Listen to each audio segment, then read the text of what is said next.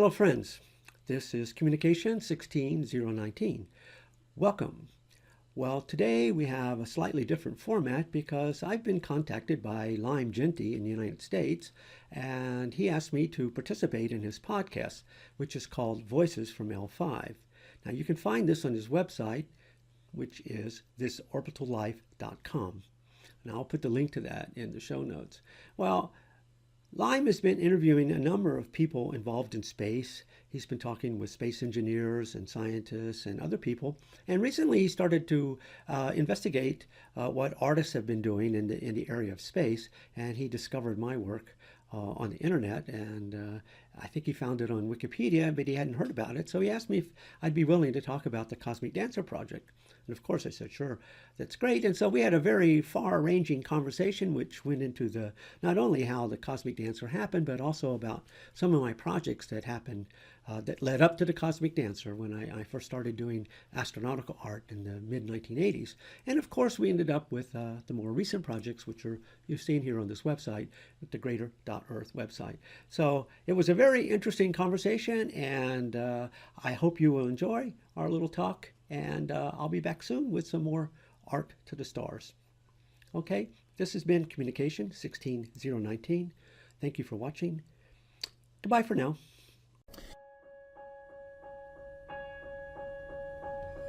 The act of moving onward means we pass these signposts. One of them was first leaving Earth. The next one is hanging out on the moon. What's next? The planets. Onward to the edge. We're moving onward to the edge. Here we are together. This fragile little world. This fragile little world. Onward to the edge. We're moving onward to the edge. Here we are together. This fragile little world. Hello and welcome to Voices from L5. Today we're continuing our space art series. We're talking to Arthur Wood, resident artist of the Greater.Earth project and designer, creator, sculptor of the Cosmic Dancer. Hi Arthur, how are you doing? Hi, Liam. How are you? Nice to talk with you. Yeah, you too. So a lot of our listeners probably don't even know what the Cosmic Dancer was. I know I didn't until I started, reading up on space art and getting really intensely into the Wikipedia articles out there. So let's start off with a quick description of what exactly it is. Well, the Cosmic Dancer was a small sculpture that I sent to the Mir space station in 1993. And the idea behind the project in the first instance was to investigate the properties of sculpture and weightlessness, because as you may know, every sculpture ever made on Earth is influenced by gravity because it has to stand or sit in a certain position. Mm-hmm. And so by putting a sculpture in a microgravity environment, zero G environment, it enabled someone to be able to look at the sculpture from every possible perspective. And I mean, from the history of art and the history of sculpture, I think that's kind of significant. But probably the more important aspect was the process of integrating art into the World Space Program, how to get actually an artwork officially flown to one of the space agency's space stations. So that was the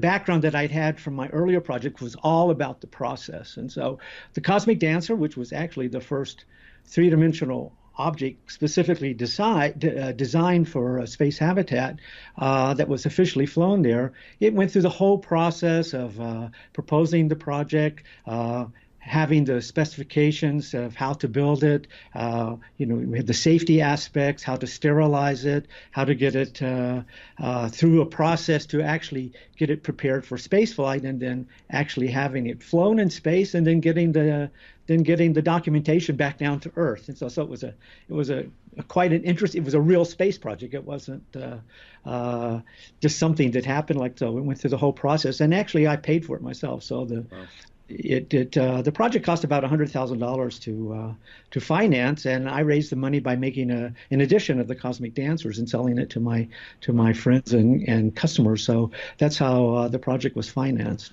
Wow. Yeah, I mean, one of the interesting parts about this whole project is that if we didn't explain what the Cosmic Dancer was and you just said all of that, it would sound like a science project. It would sound like a very traditional space project, if you know what I mean. It's you said it's been designed, it had to get approval, it had a intent, experimental basis that it was constructed for.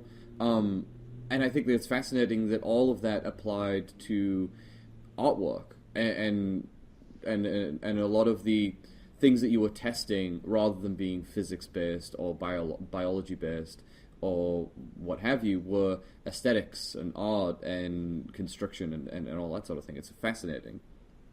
Well, actually, it was a very interesting thing because I was given a set of criteria. I mean, the price of the sculpture was based on its weight, and that's a very big thing in terms of space life for everything because it's so expensive to send anything into space. And so I had a 1 kilogram budget, and the kilogram was $100,000. So I had to make a sculpture that was exactly 1 kilogram. Right. And also the size of it had to fit through the portals in the mirror so that we could transport it, or it could be transported inside the mirror station very easily. So it had all of these aspects to it as well. Plus the safety aspect, it had to be out of material that was not flammable. It had to be sterilized, etc. So it went through that whole process just to make it suitable for space. But the other side is the shape of the sculpture, which is a kind of a geometrical shape. It really was used to, to be able to see these angles from every perspective as it span around. It was very obviously that you could see it from these different angles. And also the color. I picked a color that was in a big contrast to the mirror station itself, which was kind of a cluttered environment, kind of drab actually. And the cosmonauts on the mirror, they were very happy to see that it was a green color because it reminded them of the nature on Earth. And I thought that was very interesting too. So I liked the green color because I had a good contrast with the background. So it was all of these artistic aspects combined with the engineering aspects and everything to make it happen. It's fascinating stuff. It really is. I just love this whole story. Let's wind real back to the beginning of this a little bit, because I think a lot of people probably are wondering, how on earth did this get started? Like, if I wanted to launch something onto the ISS, I don't think that I have the connections and the political clout to be able to make that happen. So how did you get started with something like this? Well, just a little personal background is I grew up in Florida at the Space Center, Kennedy Space Center. Mm-hmm. My father was when he was in the military, he was involved in the production of liquid oxygen for the mobile Redstone rocket. And when he retired from the military, he moved our family to the Space Center because he thought this would be a great place for a job. And actually, he did get a job working in the liquid oxygen plant at the Space Center. So I actually grew up watching all of these rockets, the American space program from 1959 to 1970. I saw the beginnings of the American space program in my backyard, literally. I lived just 10 kilometers from the Space Center. Wow. And I probably saw, hundreds of launches and a few failures and stuff. And as a university student, I actually worked at the Space Center during the Apollo time, which was really interesting. I held summer jobs there. I was human email.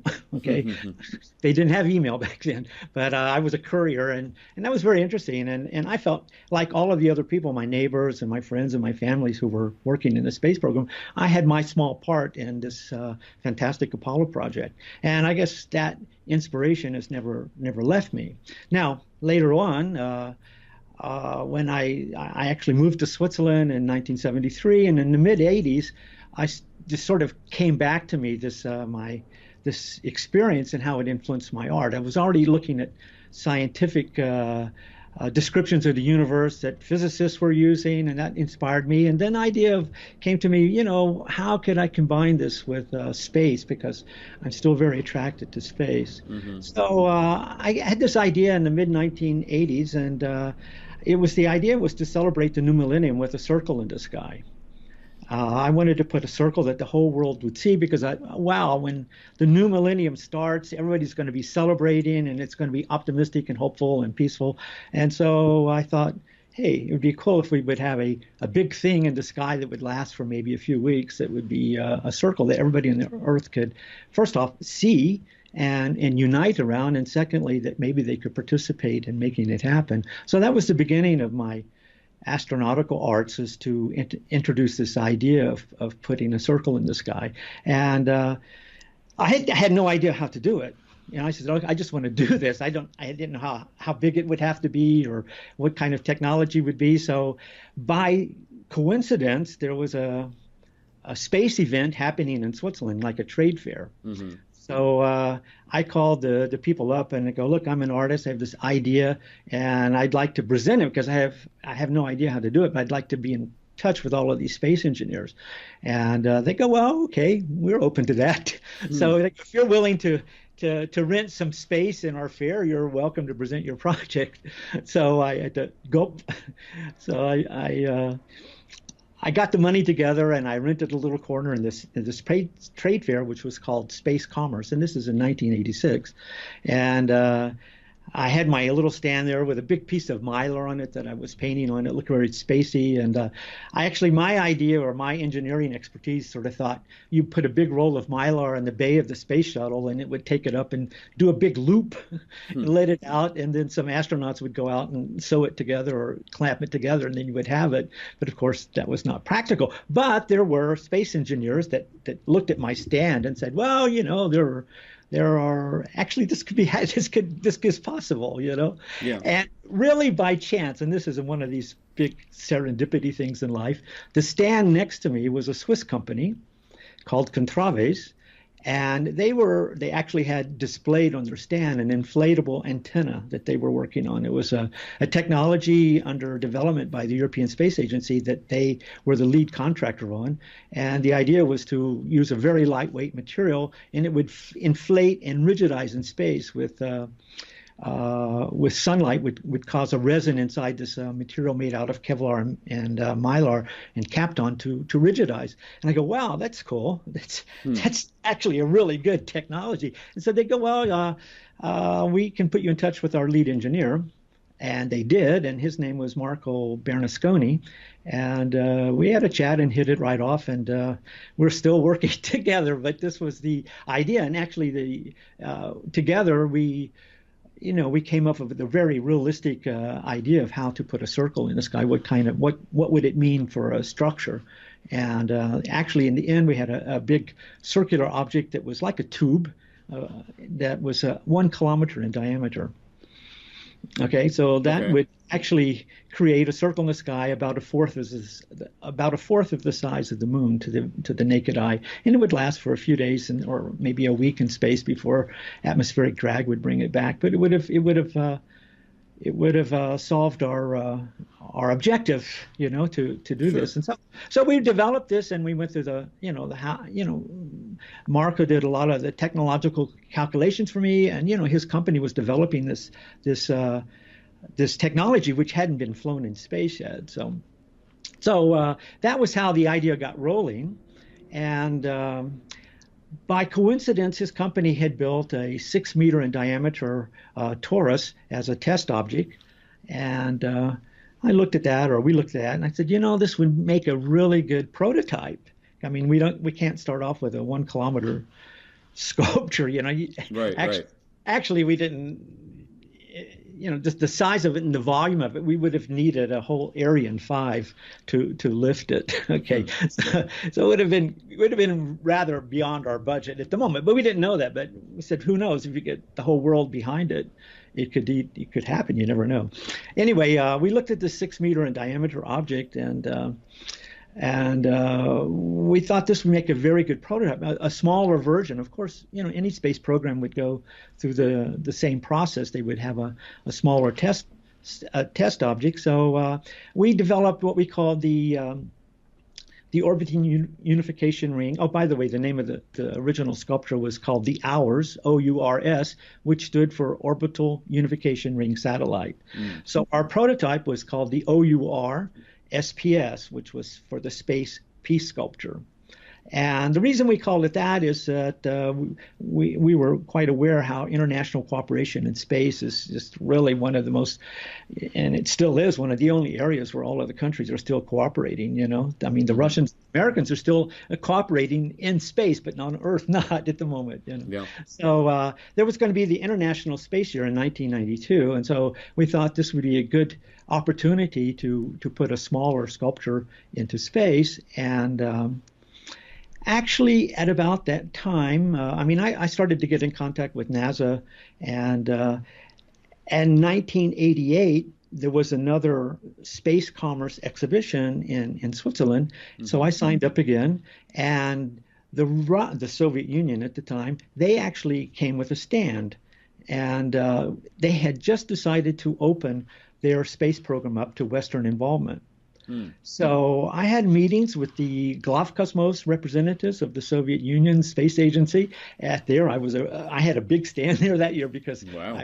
I made a deal with the organizers that I would bring in an art show, and I had a big art show with some other space artists, and it was really good for the Congress to have this cultural dimension in their technology show. So they gave me a big space. So I looked very good there to the Russians, you know. Hmm. And so I got in contact with them and we had a discussion. And actually, we made an agreement and we signed a letter of intent to fly a 6-meter sculpture on the Mir station and to deploy it in space during a spacewalk.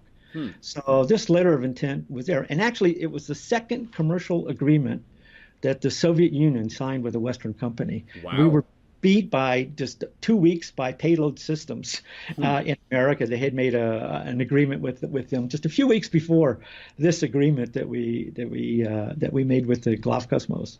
So there, I had a ticket. I mean, there was going to be some cost involved, of course, but I had a ticket to fly our our uh, our small sculpture to the Mir station. And at the same time, I actually contacted NASA about the same possibility. We thought we could do it with a getaway special with the NASA with the space shuttle, but the NASA put a kind of a block on flying anything that was not scientific Hmm. on the space shuttle after the Challenger disaster because they had such a backlog. So doing anything artistic, and there were a few artistic payloads flown before by Joe McShane and Lowry Burgess. They had another project called Vertical Horizon.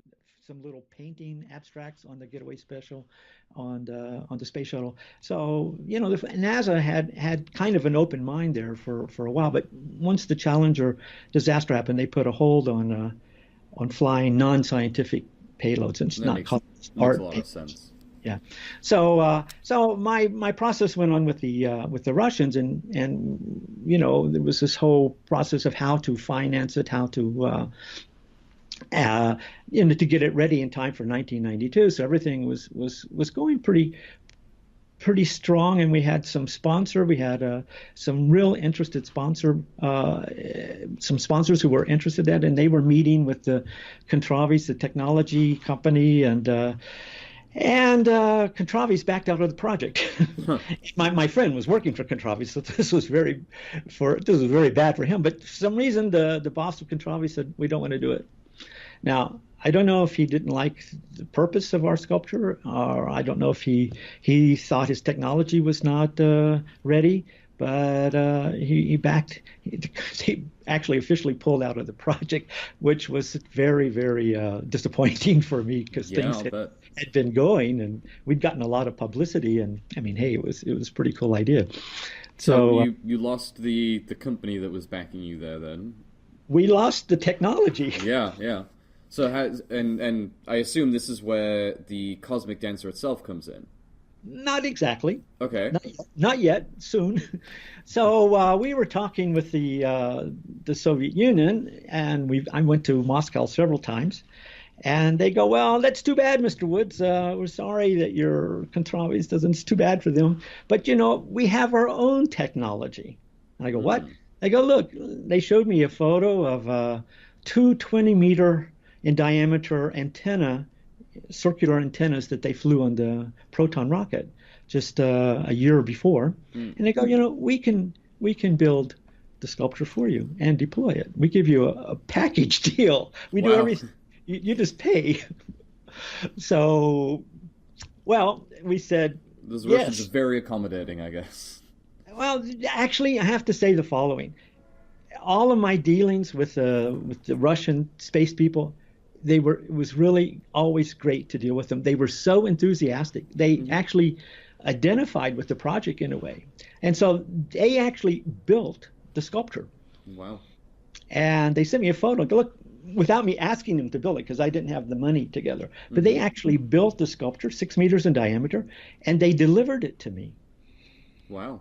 Okay, so I received the sculpture in 1990 at the third version of the Space Commerce Conference. It's happening once again in Switzerland, and we actually deployed the sculpture there. It was not the same kind of technology that Contravius was using, but it was an interesting inflatable technology, and it was deployed at the Space Commerce. We made a lot of photos, and so well, we actually had, I don't know if it was the test model or the real thing, but it was definitely based on their technology, so it did work.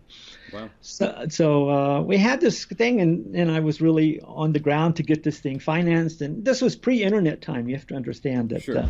You just couldn't network this on Facebook or Twitter. The crowdfunding model had not yet taken off. Had not yet taken off yet, and I was exhibiting the project at international events like the art fair in Basel. This is the major art fair. They gave me 3 times I exhibited my Ars project at the art fair. So it was, reaching out into the art world as well, not just into the space community. But we were also making presentations like at the International Astronautical Congress. I gave presentations about it there. So it was working in both areas. So anyway, we're going, and things looked good. And then, the Soviet Union crashed. So everything stopped. We had no idea how to go forward, who were your partners, who was going to be, in charge. I mean, you just have to, I don't know how old you were at that time, but I mean, things were just really confused. So we were like a year out from our deadline in 1991. So we had to postpone the project. Just no way we could go forward. Nobody would want to be involved or participate with sponsorship when you didn't know, what was going to happen. So Sure. we just postponed it. So okay, we're not going to make the 1992 thing, and we'll see what happens. So that was a disappointment for me and I guess for our friends in Russia. But I received a communication from them in 1991, at the end of 1992, through a German space company called Kaiser Trede, who were partnering with the Russians already and flying things with them. And they said, look, they really like working with you. So, they would like to have something on the Mir. They would like to fly an artwork. So if you have something smaller and maybe less technical, they would be very open to that idea. And I had been making these kind of sculptures, these geometric sculptures, already in different shapes and sizes, and so that's how the Cosmic Dancer happened. Is that I go, well, why not investigate the properties of sculpture inside the space station instead of doing something outside of the space station? So that's how the Cosmic Dancer actually was born.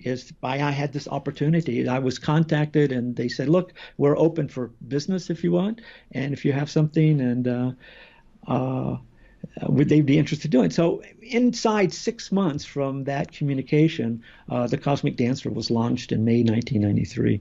So it actually happened quite quick. And it was crowdfunding if you want, but I didn't do it over internet. I did it in advertisements in magazines like Ad Astra and Final Frontier, and also local things in Switzerland. Sure. So I was able, and in exhibitions with galleries and things. So I was able to, I made an edition of 99 versions of the Cosmic Dancer. Each of them were painted slightly different than the one that was flown in space, and people bought those, and that's how I could raise the money. It was a real challenge, but that's how I did it. So it actually was a crowdfunding kind of concept at the time. So that's how the Cosmic Dancer happened, and wow.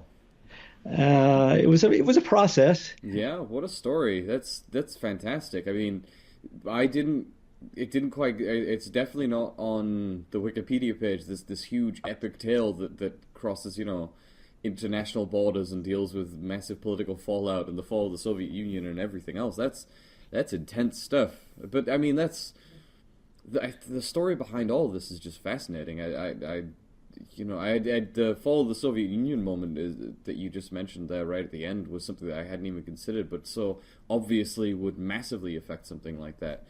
Wow. And for you to have been kind of, working so directly with the Russian space program, around that time must have been really interesting for you.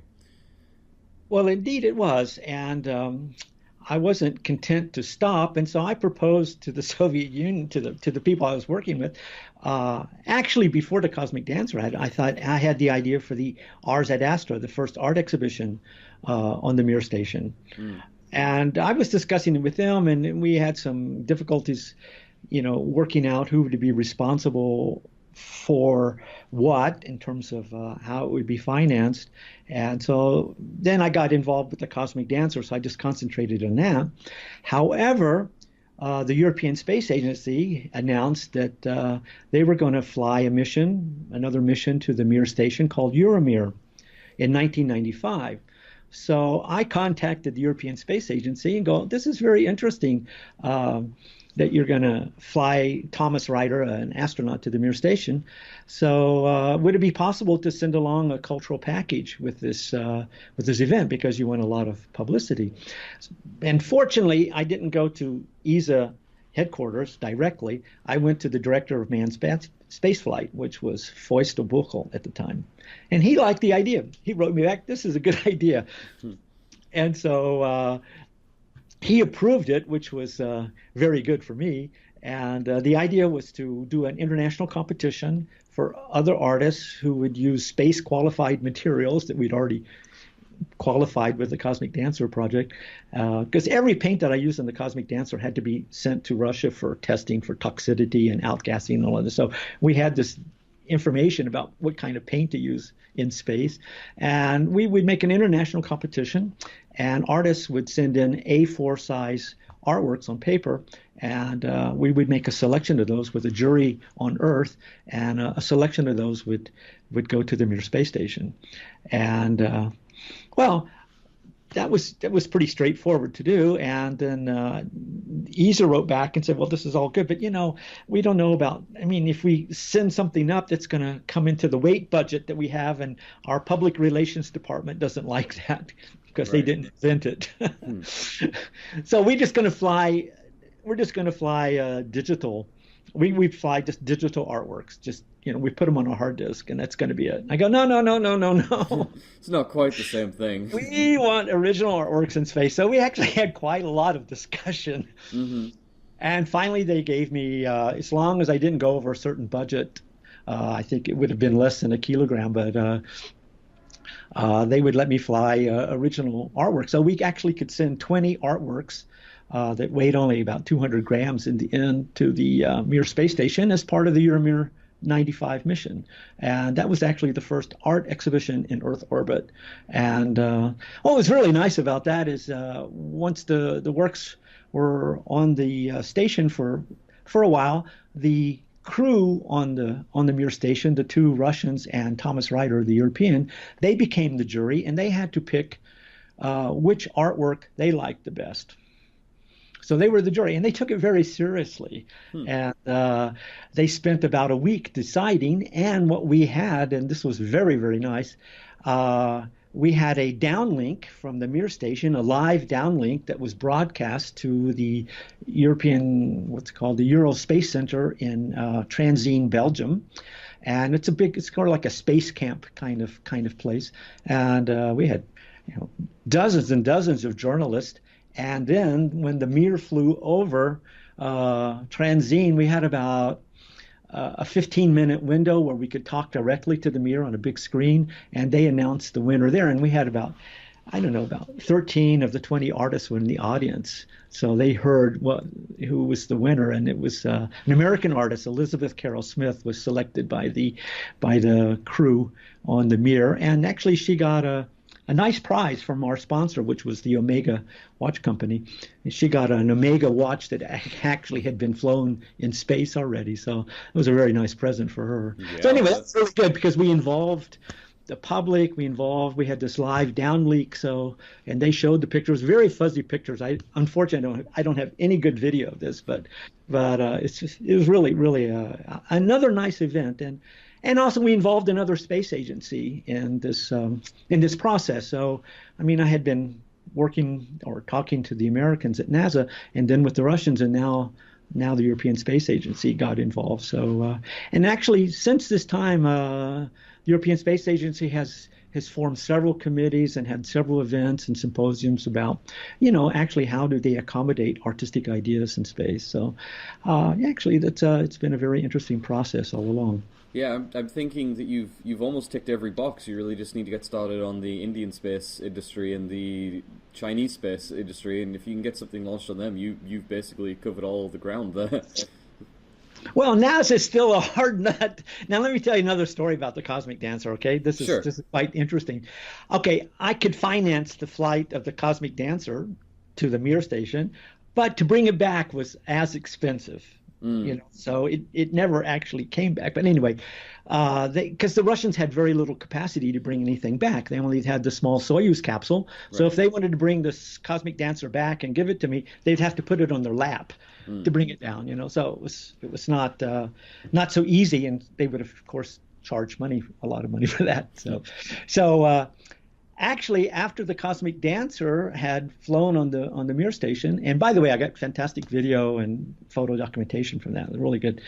But after the Americans started, making their flights to the Mir station, there was a cooperation happening, and so the space shuttle started flying to the Mir station. So I go, wow, I tell you what, it'd be good if the space shuttle, they have plenty of capacity, and they take stuff to the Mir and they go back basically empty so they could bring my little sculpture back.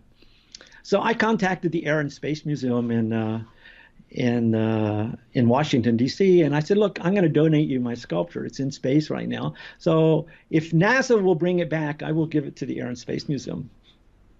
And they go, okay, that's cool. Yeah. We'll accept it. So I go, okay. So I contacted NASA and I go, look, the Air and Space Museum has agreed to accept the donation of my sculpture to their museum if you would bring it back from the Mir station. All you have to do is just Put it in the put it in shuttle. the thing, put it in a sack, bring it back. And they said no. Huh. They go, I'm sorry, we have this policy that we don't do anything that's non-scientific, da da da da. And they wouldn't bring it back. So they didn't. Goodness me. I Yeah, mean, that's that was crazy. it.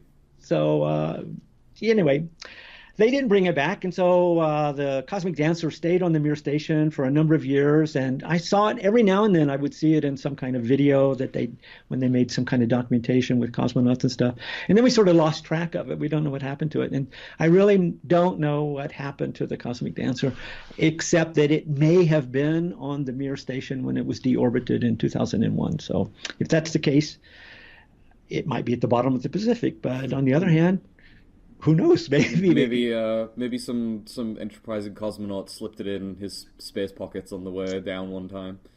Who knows? Anyway, I just say it's lost in space. That's also a romantic image. Maybe someone punted it out the airlock at one point and it's just floating Yeah. around up there. That's a nice idea.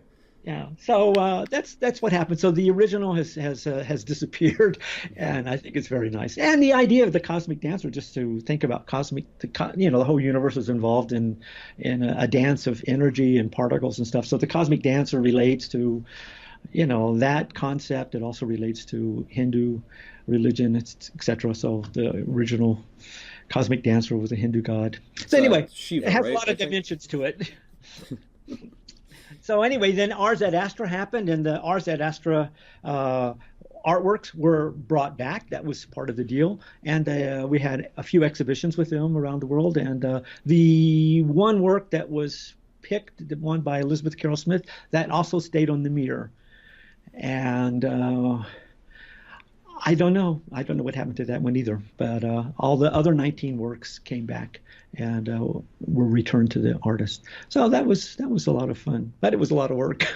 Yeah, it And it sounds wasn't easy working with ESA because they had a lot of problems with dealing with sponsors and stuff. But sure. it happened. Yeah.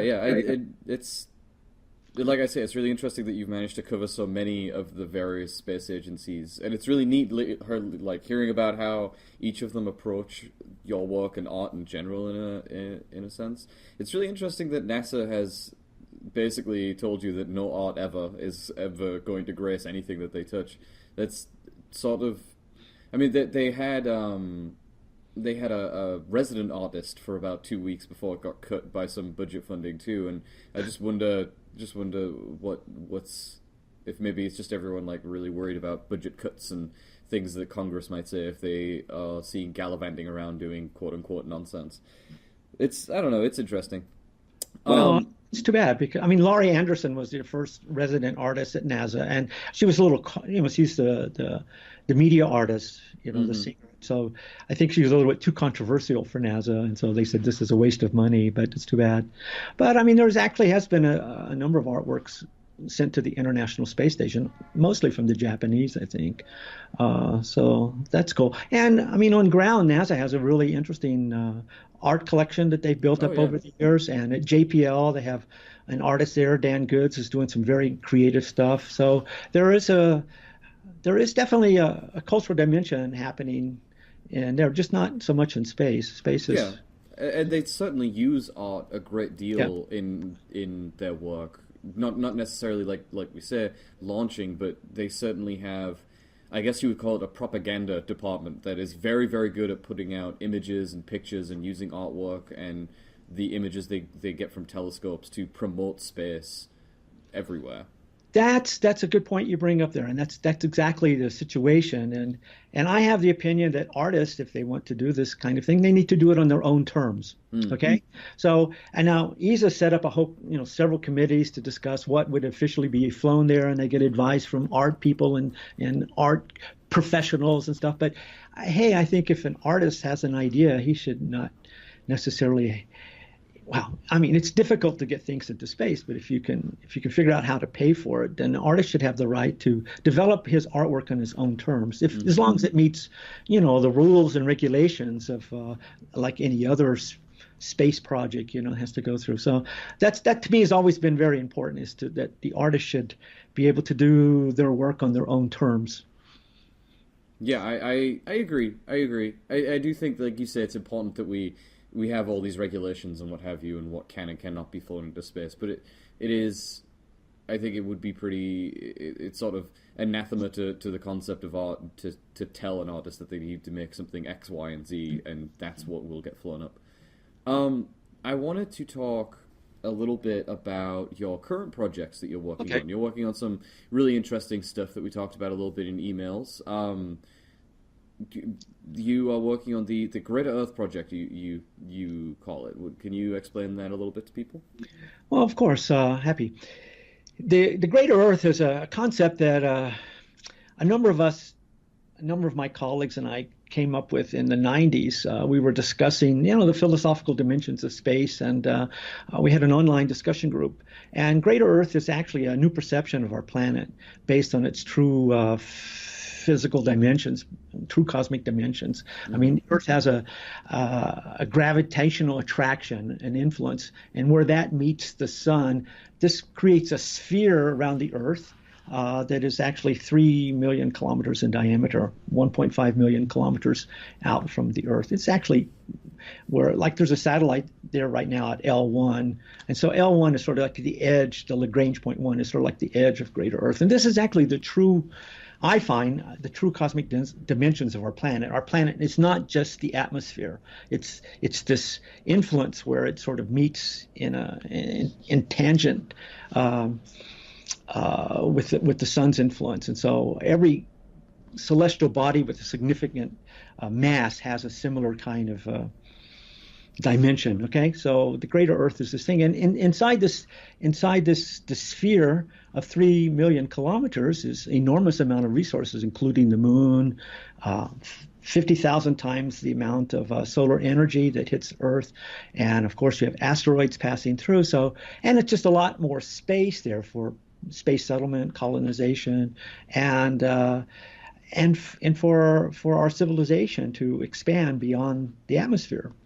So, I mean, our civilization is already expanding. I mean, it's much bigger than the atmosphere anyway, because if you just look at all of the satellites that are in orbit right now, and our society, our civilization is totally dependent on space technology for its functioning. So actually, Earth's dimension has actually expanded out to geostationary orbit.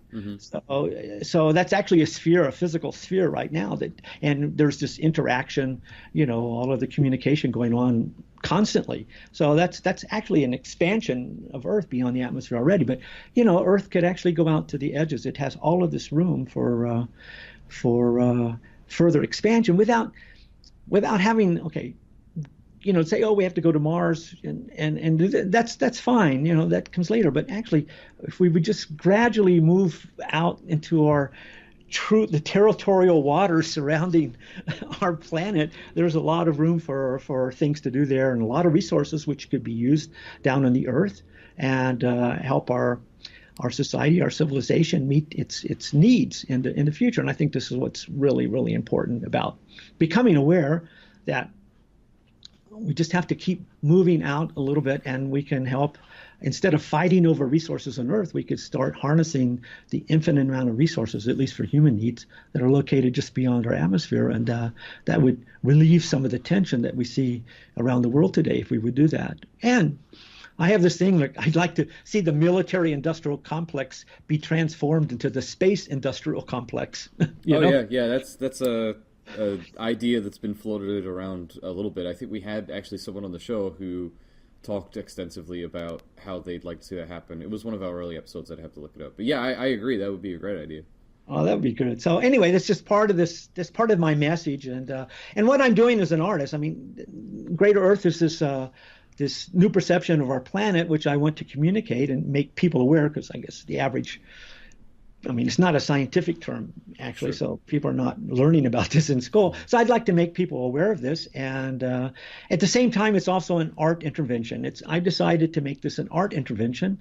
And by making Greater.Earth an art intervention, I have decided I'm getting a little older, and I can't wait to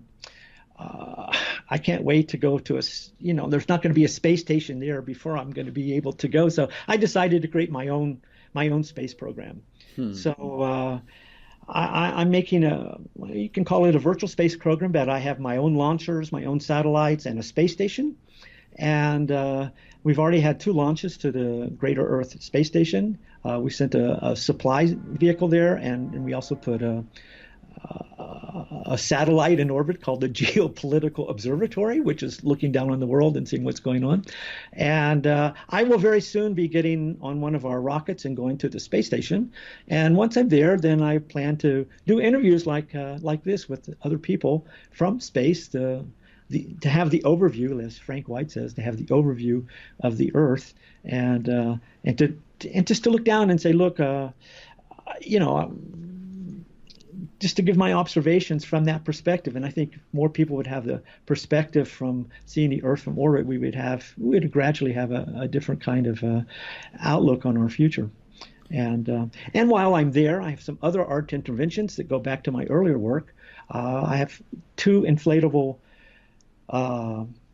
expandable projects. One is very similar to the Ars project. It's just not as big, and it's actually like the Space Peace sculpture, that the 6-meter one that I talked about earlier, but it's going to be maybe 25 meters in diameter, called the Space Peace Star.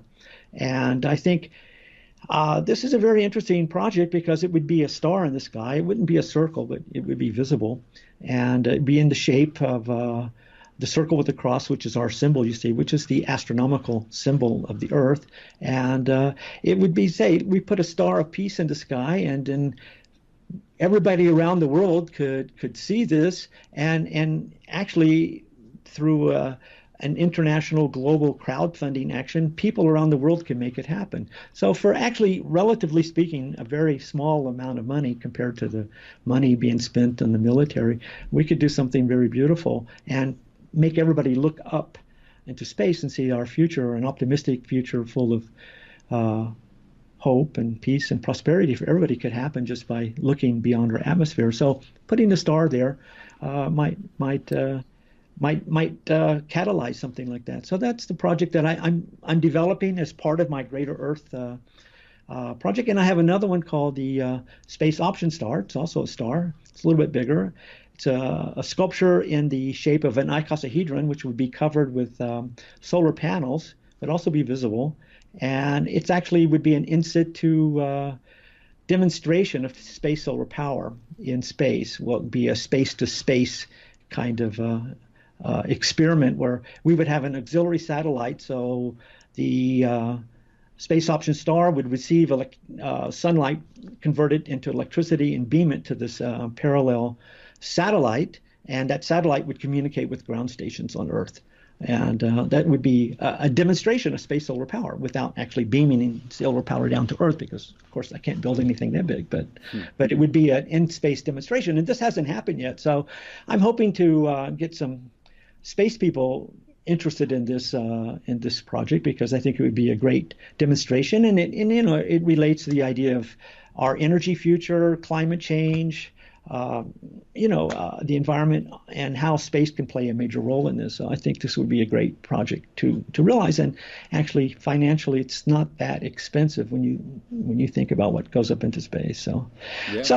those are, and I have several other art interventions which you can read about on my on the Greater.Earth website, which is where I'm developing all this, and that's where I have my platform where I'm making video blogs and stuff. So this is all kind of a new thing for me, but it's a lot of fun. Yeah, it sounds really exciting. I really love the space solar idea. You know, a lot of listeners to the show will know that space solar is my personal big, beautiful thing that I really, really am super interested in. I think it has the potential for saving the world in a big way. And that's a fantastic combination of these two things, art and science, coming together, not just to inspire, but also to demonstrate a technology that is in and of itself massively inspiring. I think that's an incredibly fascinating project that you're working on, I guess. And also now you have the benefit of actually approaching more than just national space industries. You know, you're going to have, in the next couple of years, SpaceX and Boeing and a bunch of other people you can talk to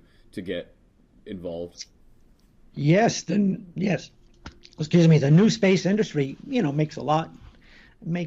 there's a lot more possibilities available now than that have just your traditional space agencies. And I find that really, really important, and very exciting. It's a good time for space artists. So I just hope other artists come along with these kind of ideas and actually get some more stuff in space that has this artistic dimension. That would be really cool. Anyway, the Greater.Earth project, which I actually initiated earlier this year, only in about April or May, and it's actually already got some echoes, and it's through the art world, it's been invited to be exhibited next year at the Venice Biennale already. So that's going to be very exciting, because we'll have hundreds of thousands of people maybe coming by the exhibition and seeing it. So that's really great. And that gives it a lot of credibility in the art world. So what's really important to me is that these projects not only satisfy the space community, but they also satisfy the art community as well as the general public. That's very important. Fantastic. Well, thank you very much for being here with us, Arthur, and telling us all about the Cosmic Dancer. That's a fascinating story and thank you. Incredible twists and turns everywhere, and thank you for telling us all about your new stuff, which is equally as exciting and interesting and fascinating. I'm really looking forward to seeing where you go with it. It'd be fantastic to be able to look up and see your star up there somewhere. Is there anything you wanted to mention to our people here? You already mentioned the Greater.Earth website to check your stuff out on, but is there anything else that people should know about to go to? Well, I have a large number of websites, but I think the main place is the Greater.Earth website, because there you can connect to all of the other places through there. But there's a dedicated site for the Cosmic Dancer, of course, and RZ Astra has its own website as well. But I'm trying to coordinate everything now over the Greater.Earth website, and it's absorbing all of my energy right now as far as web development and video production. And video is very, very, very interesting. It's totally new media for me. I had no experience with really video production until this year, so that's really fun. Fantastic. Learning new skills is always a lot of fun. I had a crash course myself in producing this podcast way back when. Well, you're doing a great job. I really looked over your website. I think this is very good, and I will definitely follow what you're doing. Thank you. Yeah. So thank you again. Okay. It's been fantastic, and maybe some point in the future, after your next big project, we can talk to you again. Okay, my pleasure, and thank you for inviting me. Brilliant. Thank you. Keep up the good work.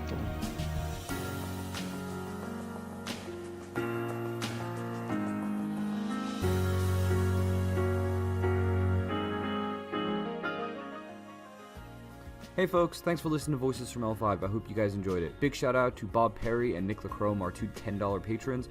Thank you so much for supporting the show, and thank you so much to all of our patrons for their continued support. If you guys want to learn more about the show, go to thisorbitallife.com/podcast. If you really want to support the show and help us out, you can either go to our Patreon at www.patreon.com/vocesfroml5, or just share the show with everyone you know and anyone you know that might enjoy it. One big thing that does help is going to iTunes and leaving us a 5-star rating and giving us some really good reviews. That gets the show out there more than anything else. Anyway, if you guys want to get in touch, you can email me at vocesfroml5@gmail.com. I really, really appreciate all comments, messages, suggestions. Thank you guys so much for listening, and I hope you enjoyed it.